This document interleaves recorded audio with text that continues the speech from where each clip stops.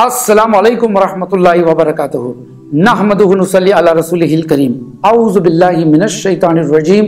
बिस्मिल्लाहिर रहमानिर रहीम। वमल हयातुद दुनिया इल्ला मताउल गुरूर। सूरतुल हदीद, chapter 57, verse number 20. This ayat says about what is this life, what is this world except chattels of deception. And that is what we are discussing about from the perspective of marriage, success, unsuccess, divorces especially, causes and consequences. This is our main focus today, chattels of deception, which means those hopes which are impractical and can get you no results but harms in your personal life. Psychological harm, financial harms, they are more dangerous than physical harm. And emotional harm also causes more harm. So once you feel that you are deceived, you are cheated, but you don't realize that it was your own fault for having a negative expectation, something which is not possible in this life. And there was this gentleman who was getting his daughter married. So he went around on a hunting spree, like how we do window shopping in the malls. So he goes around on a hunting spree from matrimonial office to another matrimonial office, and he sees the biodatas of the boy. And because this man is rich, he says, no, I don't like this boy. I want somebody who earns 50,000 and 60,000. And this way, his daughters reached 30 years and they could not get married. Finally, when they got married, it broke off. The reason was that he did not fulfill the expectations. That means after marrying also, the hopes were alive. There was no sort of compromise. Another beautiful example, a real life example, and I'm giving you all those examples which I have seen, which I have counseled, and which I have known of. There was this gentleman who was looking for his son, and the proposal went to a girl who was a practicing Muslimah. She used to wear hijab and everything. So the father, when he poses the question, the first question he says to the father of the girl, look, my son is earning 50,000 rupees, which is, equivalent to around $10,000 to $15,000 in America, or more than that. It's like a higher middle class. So he says, my son earns a lot of money. So if your daughter is fair, lovely, and very beautiful, only then you tell us, we will come and see and fix up the marriage. Otherwise, we are not interested. The father of the girl was also smart. He says, my daughter is very beautiful, tall, fair, educated, smart, but your son earns very less. We'll also go for a boy who earns too much. So this is how, marriages fail before getting take off. Like a flight, before it takes off, it runs and runs on the runway and keeps on running on the runways. Many life, before getting settled, they keep on running on the runways. So don't make your marriage proposals in that way. It will end up in a disaster. Unexpected expectations, a few of them, especially with regards to education. There are some boys, when they look for girls, and if they themselves are highly educated like doctors, so they only prefer a doctor girl. Why? Because she will also earn and I will also earn. Because you see, Islam does not forbid dowry. Now what happens in the Muslim community, unfortunately, we have started opening windows for allowing or dragging some haram into halal by changing the names.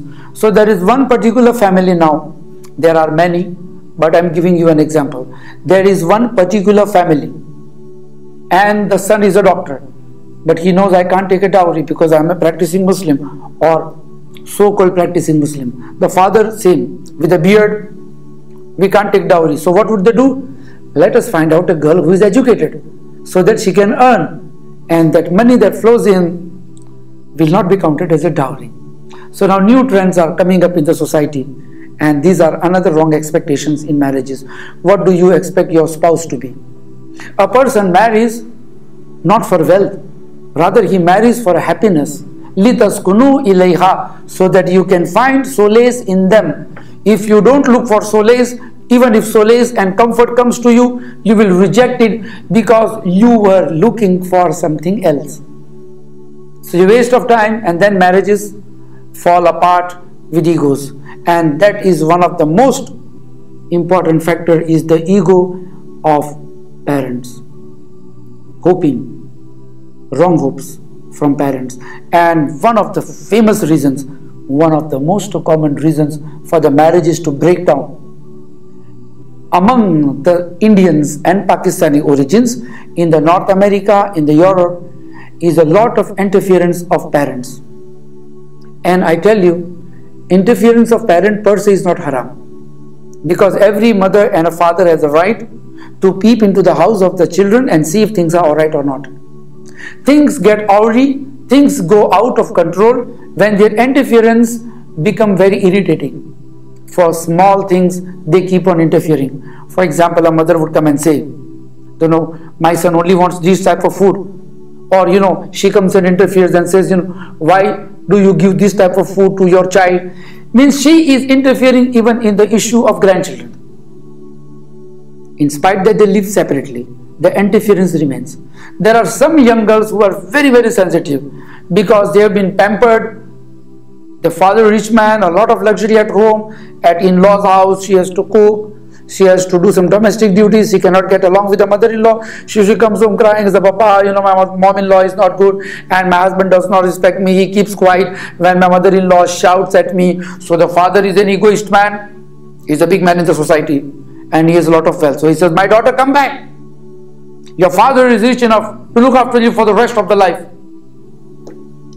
You see, wealth sometimes can be wiped off in one generation if there are fools taking care of the wealth.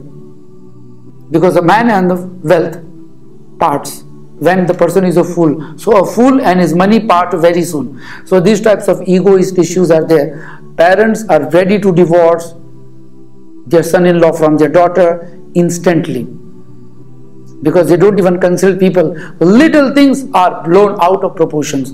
One of the major reasons. And I will give you an example how a little girl saved her marriage life in spite that the parents from both the sides were interfering. This girl is from Bombay, from where I come from, and she got married to a boy far off, around say 1200 miles. And the parents of the boy is another direction. They stay in a different city, another 1000 miles away. So there is a triangle. On one corner of the triangle, parents of the boy stay. In the next corner, the parents of the girl stay. And the third part of the triangle, the lowest corner, the couple stays. But the interference is there. And one fine morning, the husband and the wife, they fight, they quarrel, like many of them quarrels. We also quarrel. And the girl is little agitated and she gives a back reply. In an anger, the man gives a divorce. Then the matter is brought to the parents. The parents say the divorce has taken place, we don't want this girl. In fact, we were looking to get rid of this girl. That is the statement the father gives me. In fact, we were looking for a way out of this marriage. Good that my son has divorced her. He gave her one divorce. But the father was insisting to continue the second and the third divorce also. The girl realized a mistake, but the boy said, I will obey my parents. My parents does not want her back. And he was very, very adamant, like you can say that he was not strong enough to take care of his marriage life. On the other hand, the father of the girl was also very strong-headed. He says, the brother Nisar, this time it's too much. They do quarrel, even I quarrel, but you know, the father of the girl does not want my daughter to stay there, and they will keep on harassing my daughter if she goes back. So I will not send my daughter back. And he consulted his own brothers and his wife, and everybody unanimously agreed that the girl should not go back. The son is quiet. This girl now, she wants to save her marriage because she says, I love my husband. So she is wanting to take care of. And she keeps on calling her father-in-law, her mother-in-law. She keeps on negotiating and persuading her own parents. Then she calls up her husband and tells him how much she loves him. And it goes on and on for 6 months. The second divorce has not taken place. So finally what happens? She picks up the baggage one night when the parents are asleep. She catches a flight and goes back to her husband at midnight. Both of them, they talk to each other, patch up, and the next morning they announce that their marriage is working very strong in spite of the interference. So if the boy and the girl, they are sound-minded, if they can think rationally, if they can look away from the direction from where the light is coming, they can still save their marriages. But here the divorce was saved. But this is one of the reasons when the unnecessary involvement or interference in the language of a daughter-in-law, poking the nose, that's the common term that we see nowadays. My mother-in-law pokes a lot of nose in my affairs. So if these things are controlled by the parents themselves, things may be little chilled up or cooled down. But it is not that elders should not interfere at all. I have come across a very good case within my family circle. And there was this young lady who had got married in early 80s. And since then the husband and the wife were fighting. Most of them tried, but they did not divorce. They fought and they spoke about divorce, but the family came and got a reconciliation. In 1997, 17 years after the marriage, the quarrels were there. One day in the month of Ramzan, I get a call. Nisar, now this couple have fought again. If we have to go there, otherwise they are going to divorce for sure today. So again I go along with the whole battalion to seek a reconciliation, and we are all sitting there and trying to convince and persuade both the couple, but they are adamant. Ego, self-respect, God knows what were the terms they were using, and each one of them had volumes of complaints against each other. And the whole family of the boy, the family of the girls, and we all were sitting together trying to patch up, but there was nothing, and the time of iftar was coming closer and closer. At the time the bell rang, the doorbell, ting tong, and enters my grandmother, and she is a revert. She is not highly qualified in education, but she has seen practical life.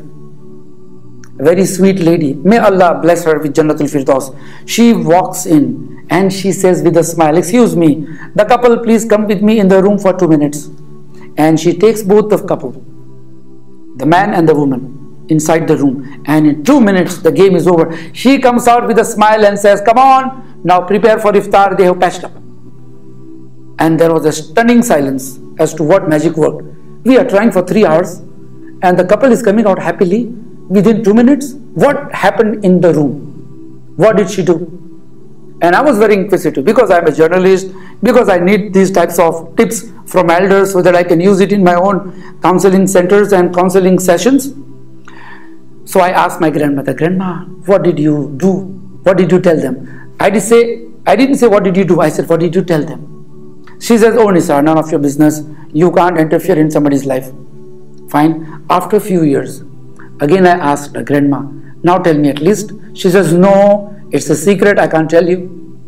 Finally, when she's on the deathbed, and I go to do her iyada to meet her, I say, Grandma, do you remember that incident? She says, yes. And wallahi, on the deathbed, she is smiling.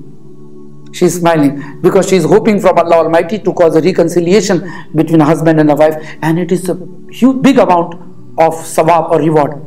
It's a huge reward. Whoever conceals or whoever reconciliates between a fighting Muslim and another Muslim, even if he speaks a lie, he gets reward. He has not spoken a lie. This is the importance of reconciliation in the Islamic house. So this lady smiles and says, Nisar, I slapped them, gave them 2 tight, one each. I said, Grandma, you slapped them? It never appeared when you all came out. She said, I told them after the slap that you fools, you are making a show of your quarrels and giving entertainment to your enemy sitting in the crowd. Smile and come out and never fight again. That's all. But she told me, Nisar, you don't try this, okay? And I understood that I can't try it. Why? Because you see, you need to be on a position where somebody can tolerate your slap. Otherwise, things can go in wrong direction. Even if the divorce was not going to take place, you could be counted as a catalyst for the cause of a divorce if you try this thing. So be very careful what you use it. So interference of parents should be that will set a limit in terms of reconciliation, not in terms of poking the nose. Every man should start his family and he will learn from his own mistakes like our parents and our grandparents have learned. So with this little nasiha, I'll be back in another episode. Assalamu alaikum wa rahmatullahi wa barakatuh.